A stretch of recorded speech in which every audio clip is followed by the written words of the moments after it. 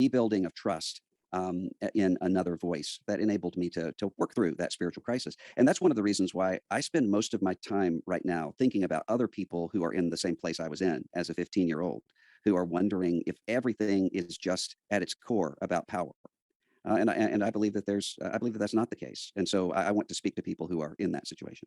So expand on that a little bit because, I think that's a really interesting point that you have been able to maintain your faith. So many other people have seen these same issues and have, walked away. Yes.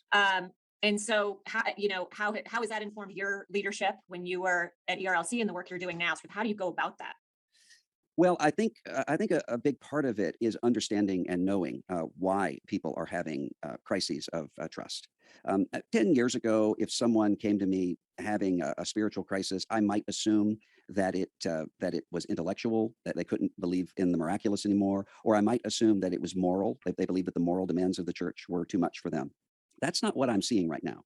What I'm seeing right now is more it's not people who are saying I can't believe what the church teaches. It's people who are saying I don't think the church believes what the church teaches. And the alarming thing to me is that this isn't just a North American phenomenon.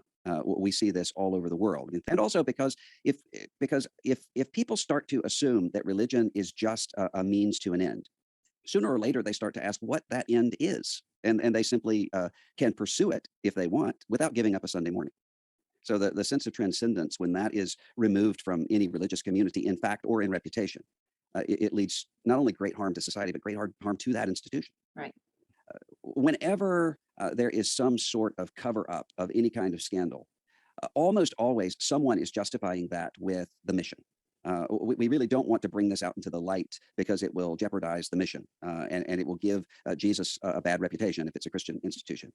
When that is completely opposite of the approach that we should take of accountability and openness and having religious institutions being the places that can be the most trusted.